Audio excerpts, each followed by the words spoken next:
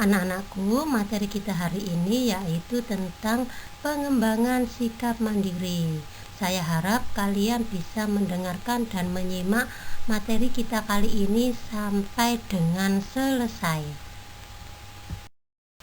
Anak-anak, pada materi pengembangan sikap mandiri ada 6 bahasan yang akan kita pelajari atau kita kupas hari ini. Yang pertama yaitu hidup mandiri.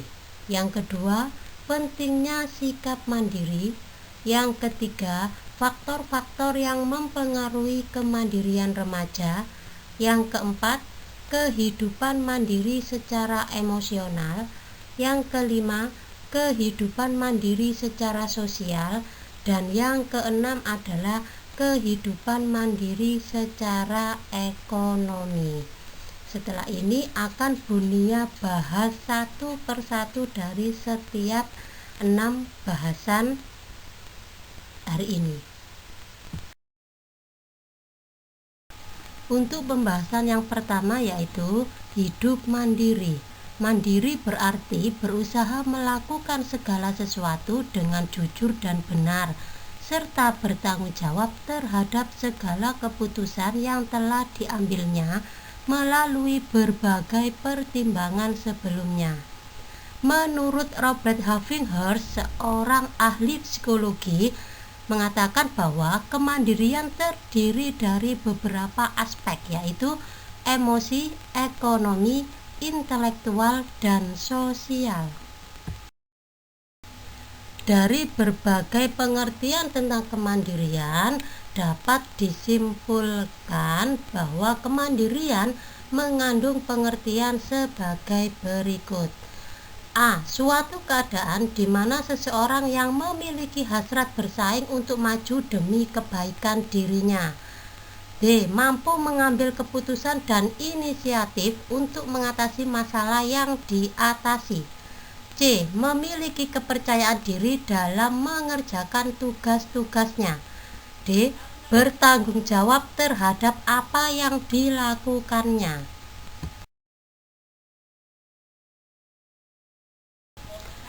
Bahasan yang kedua yaitu pentingnya sikap mandiri. Adapun pandangan tentang pentingnya sikap mandiri sebagai berikut. A. Jika Anda punya keinginan.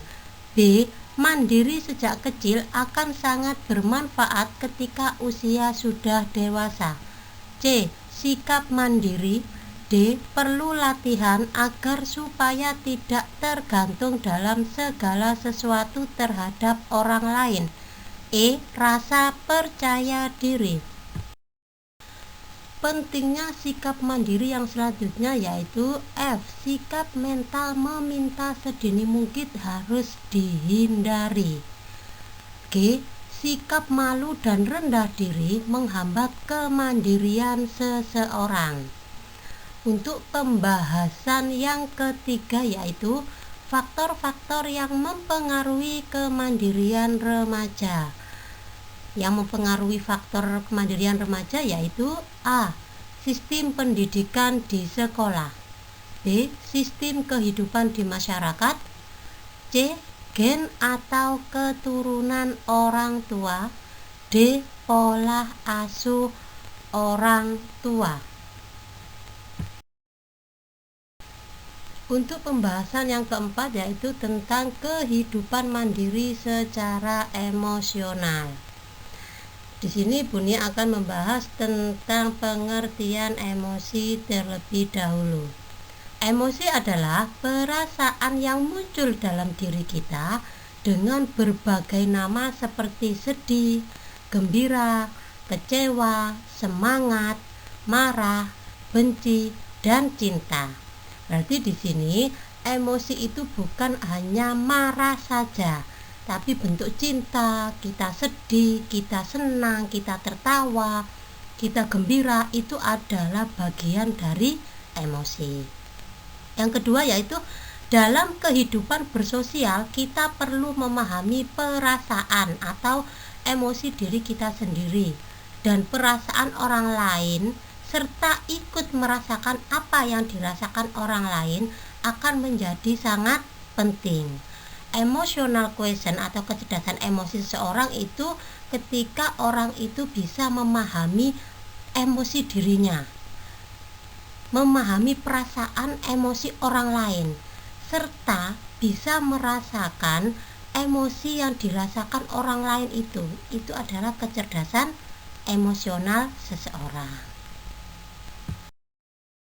Masih lanjutan dari pembahasan kehidupan mandiri secara emosional ya Nana.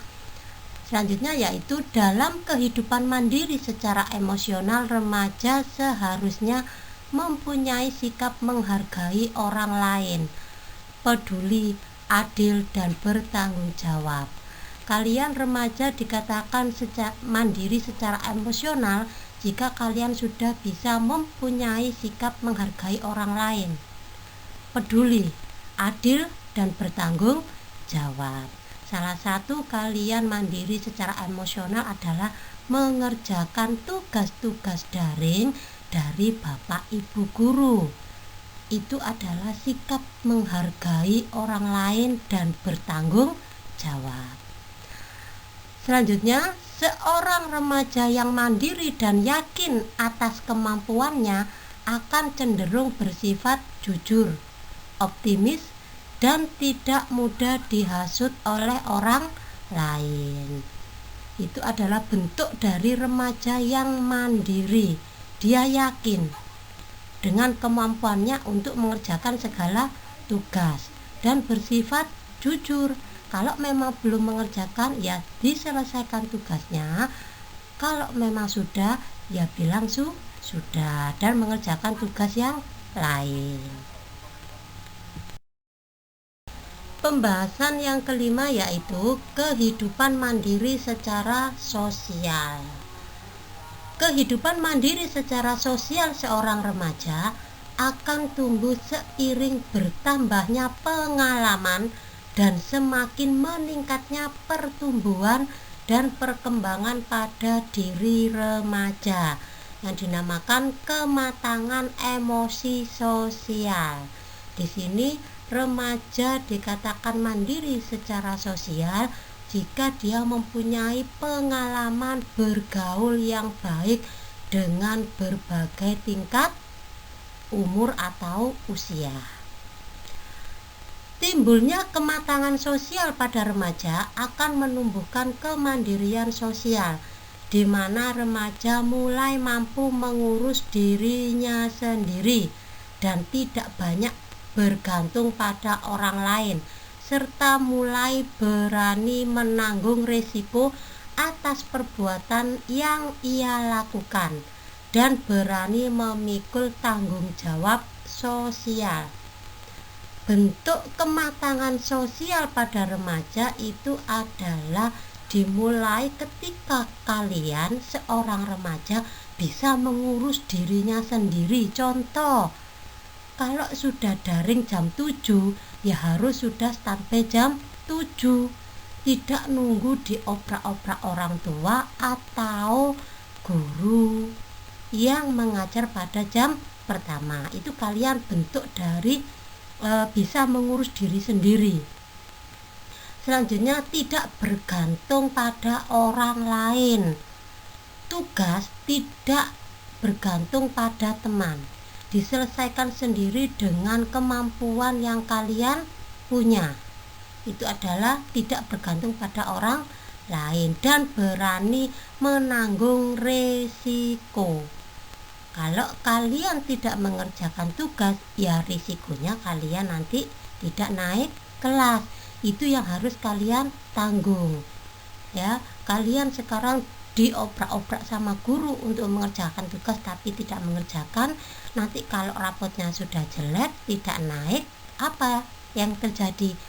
Nah, kalian protes ke gurunya, orang tua kalian protes ke sekolah. Itu berarti salah satu kalian tidak matang dalam sosial dan tidak mau menanggung risiko yang sudah kalian lakukan. Pembahasan yang keenam yaitu kehidupan mandiri secara ekonomi. Hidup mandiri secara ekonomi artinya kita diharapkan mampu mengatur, memenuhi, mengatasi masalah ekonomi sendiri dan tidak bergantung pada orang lain. Kemandirian secara ekonomi bagi para pelajar ditekankan pada kebutuhan sekolah. Artinya mereka mandiri secara ekonomi dalam belajarnya. Kehidupan mandiri secara ekonomi seorang remaja dituntut untuk dapat memenuhi kebutuhannya sendiri serta mengatur pengeluaran ekonomi secara mandiri. Kalau Bunia bisa simpulkan di sini, yaitu mandiri secara ekonomi ini tidak hanya mandiri secara keuangan kalian saja, tapi secara belajarnya kalian.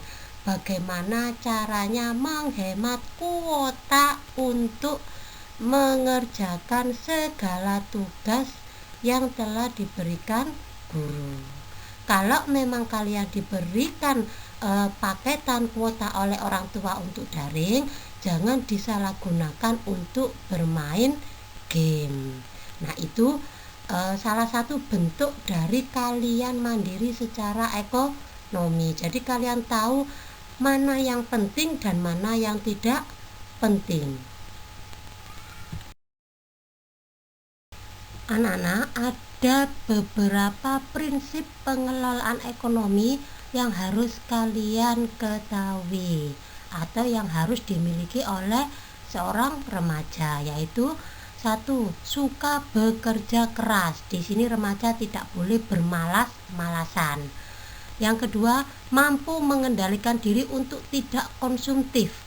Konsumtif di sini adalah membeli sesuatu yang tidak sesuai dengan kebutuhan, artinya boros.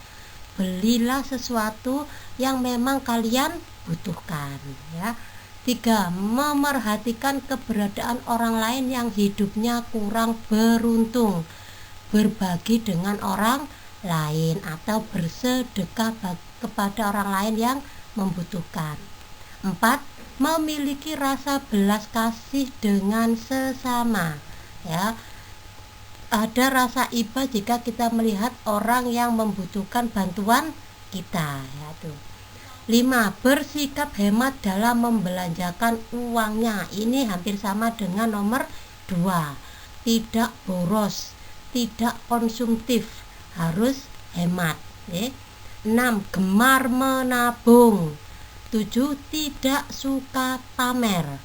8. Berpenampilan wajar serta cenderung sederhana.